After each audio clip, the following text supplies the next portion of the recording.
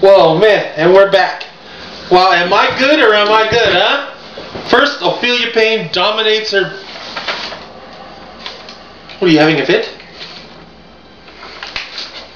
She dominates...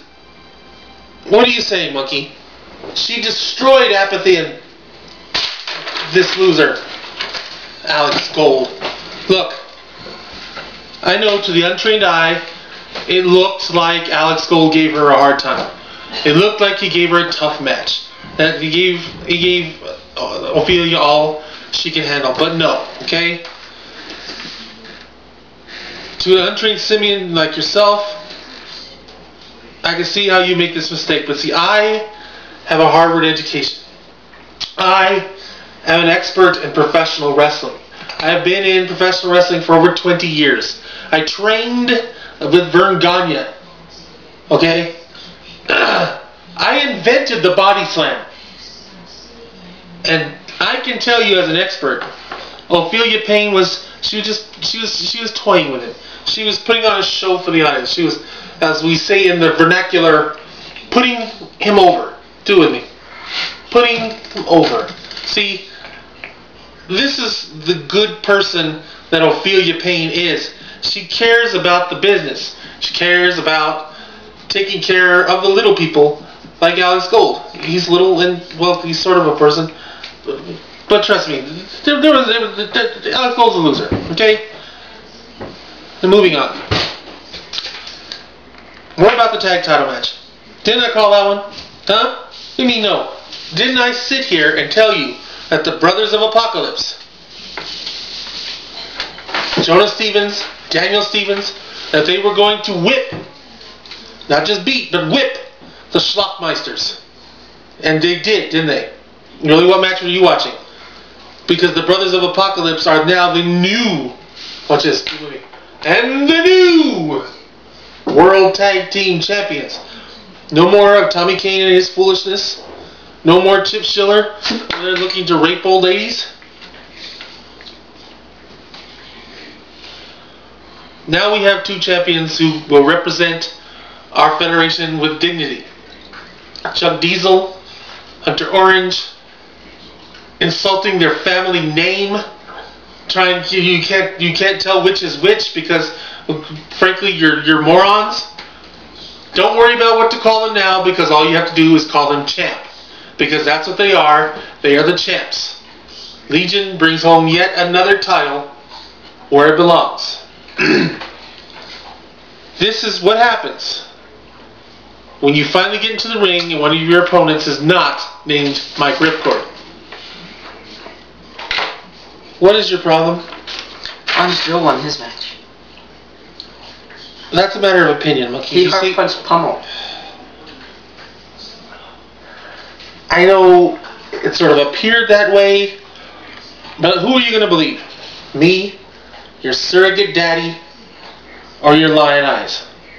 Because I would never lie to you, Melvin. Look, you need to check yourself, you understand? You need to check yourself right now, Melvin. I've always been good to you.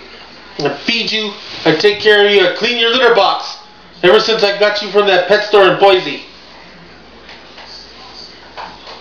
You know, watch your ass. And on the second half of our show, in addition to the great action, we have a special guest star coming to make an appearance. A fine young man, a talented young man, a man with all the talent in the world, like a young Frank Sinatra, Justin Bieber.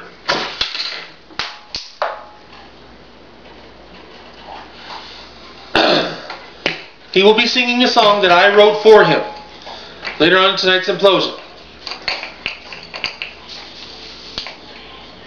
But our next match will feature the demise of a man who I hate. A man who does not deserve the title around his waist. A man who should be watering lawns somewhere in outer Mongolia or wherever he's from, El Vato Loco. But thanks to all these Democrats and their liberal ways, this illegal alien sneaks into our country and he's wearing title belts. First there's this, then they raise my taxes. Where does it all end? It's not right, and someone has to speak out against it. El Vato Loco will be facing a fine young man from a good family, adopted family, because he was adopted by Lord Thog. Don't worry, Lord Thog loves you. He loves you.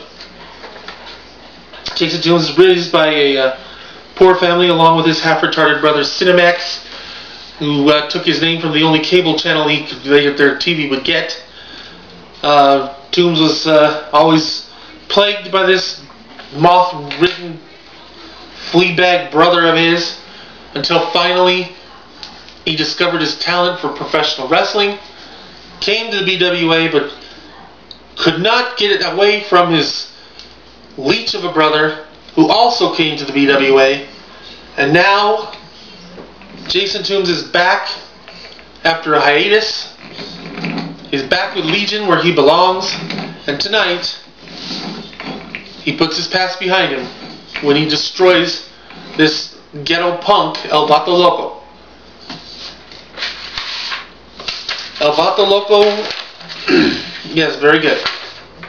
El Vato Loco, who should be selling oranges on a street corner. El Vato Loco, everyone loves Loco. Look, he's so cute, he's so adorable. He kisses all the girls, blah, blah, blah, blah, blah.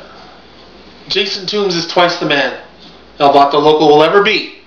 And after tonight, he will be twice the champion that he ever was. Before we get to Melvin's world, a few words about our main event. When Mr. Bad, God rest his soul, will face Jason Rieger, the Canadian hero. He should be a saint. I mean, let's just put it that way. Jason Rieger, the salt of the earth. He will put his title on the line against a man whose body is more cancer than it is water. It's true. What disgusts me, what I have to speak out about against, is Chuck Diesel and Hunter Orange. 2 weeks ago on BWA Rewind, they're talking about this man, this poor man, a man who has a family, dying of cancer. And they treat it like it's some joke. They're sitting there giggling like a couple of blithering idiots. Like a couple of chimps giggling over a banana. No offense, Mom. Then last week they come out and they try to apologize. But what does Chuck Diesel do? Huh? He's sitting there like a tittering dwarf, laughing and giggling his little ass off at the expense of a man who has children, a man who has done great things in this sport. They want to say that I am biased, but I'm not. I'm totally impartial. Mr. Bad is no longer affiliated with Legion. He does not have the collar. He does not have the secret handshake. Doesn't matter.